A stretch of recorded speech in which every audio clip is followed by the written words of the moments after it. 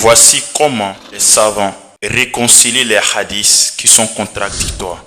D'abord, connaître qu'un hadith est contradictoire et puis essayer de les réconcilier avec des méthodes n'est pas islamique parce que c'est d'être malhonnête. Et être malhonnête n'est pas musulman.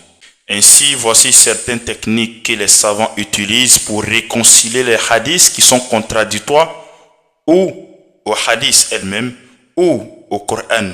La première des méthodes que les savants utilisent pour réconcilier les hadiths, c'est le contexte. Ils vont chercher à mettre chaque hadith dans son contexte pour pouvoir trouver des interprétations différentes de ces deux contextes et ensuite montrer aux gens qu'il n'y a pas de contradiction.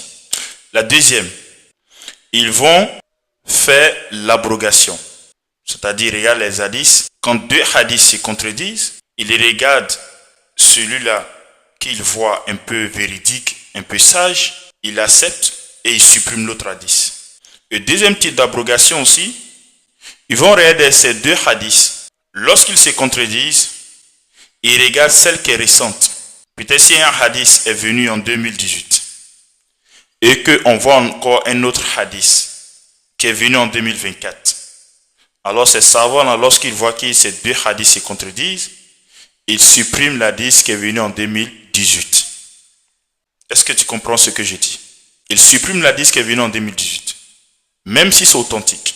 La troisième, qu'est-ce qu'ils vont faire pour réconcilier deux hadiths qui se contredisent?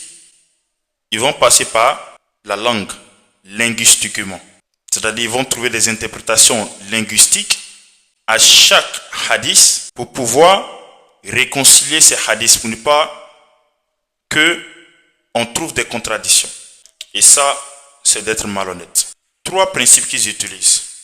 Il y en a plusieurs, mais ces trois-là sont très puissants. La première, ils vont essayer de mettre chaque hadith dans son contexte pour pouvoir trouver des interprétations différentes de ces deux hadiths. Deuxième, l'abrogation. Ça encore, c'est encore plus puissant. Quand deux hadiths se contredisent, ils suppriment l'autre. Tu vois? Troisième, maintenant, ils vont entrer dans le linguistique. Ils vont essayer de donner des interprétations linguistiques sur des phrases et des mots en arabe pour dire voici. Ainsi, en conclusion, ce que je veux te dire, c'est que les hadiths se contredisent. Et les hadiths même qui contredisent d'autres versets coraniques. Mais qu'est-ce qu'ils font au lieu de dire la vérité aux musulmans? Ils vont essayer de camoufler et chercher des méthodes et des techniques pour pouvoir réconcilier ces hadiths-là. Et ça, moi je trouve cela malhonnête et ingrat.